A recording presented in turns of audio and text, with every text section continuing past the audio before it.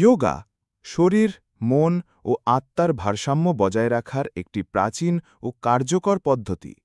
নিয়মিত যোগা চর্চার রয়েছে অনেক উপকারিতা, যেমন শারীরিক উপকারিতা ১. দেহের নমনীয়তা বৃদ্ধি করে, শরীরকে আরও ফ্লেক্সিবল করে তোলে। ২.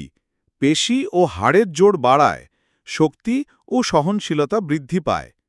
৩. সঠিক ভঙ্গিমা বজায় রাখতে সাহায্য করে, ভুল অঙ্গবিন্যাস ঠিক করে। ৪. রক্ত সঞ্চালন ভালো করে, হৃদযন্ত্রের কার্যক্ষমতা বাড়ায়। ৫. পরিপাকতন্ত্র ঠিক রাখে, হজম শক্তি বাড়ায়। ৬.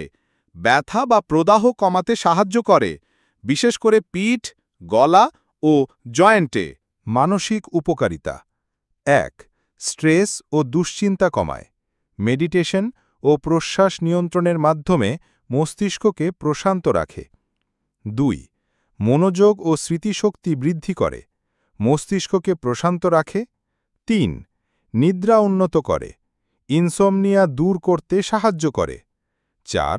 আত্মবিশ্বাস বাড়ায়, মানসিক স্বচ্ছতা ও আত্মনিয়ন্ত্রণ বৃদ্ধি পায়। আধ্যাত্মিক ও সামগ্রিক উপকারিতা ১. আত্মসচেতনতা বৃদ্ধি করে, নিজের প্রতি মনোযোগ বাড়ায়। ২.